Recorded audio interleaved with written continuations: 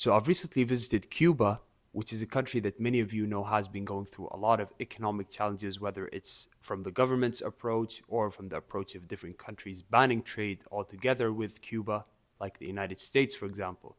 So the country has been going through a lot of economic challenges from different perspectives ever since the revolution or the communist revolution, which was led by Fidel Castro in the 1950s.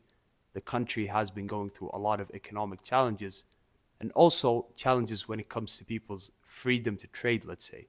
So knowing the facts and having the facts at hand about a specific place in the world is really different than going and experiencing it firsthand. And I think this trip reshaped my perspective on success in the sense that I used to have this predominantly relativistic lens when it comes to success. And what I mean by that is I used to build my definition of success based on the things I see, based on the community around me, based on my circle. And I think this is what most people obviously naturally do in a sense. But after experiencing the other side, now I'm able to wear the absolute lens of success in a sense. And what I mean by the absolute lens of success is that I am now able, in a sense, to take the shoes or the perspective of a person living in Cuba, for example.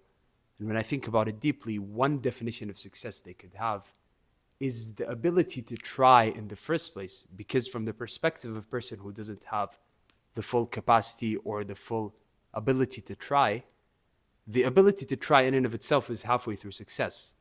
So once you take the shoes of a person who's on the other side, let's say, you start to view success more holistically. And I think both the absolute lens of success and the relativistic lens of success are really important to hold together at the same time. And I think we need to be able to kind of move around between those two lenses and not stick to one too much. So I think when we take too much of the relativistic lens, we start to become ungrateful for the ability to even have infinite trials, let's say. And then when we take too much of the absolute lens, we start to become, I guess, more stagnant than if we were to hold the relativistic lens with it. So I think we need to be able to kind of move around between those two perspectives in a sense, not necessarily take one or the other.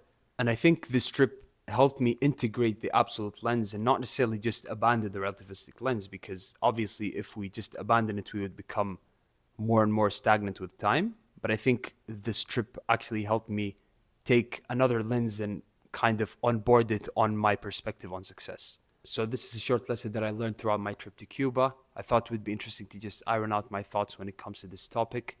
Thank you very much for watching and see you next time.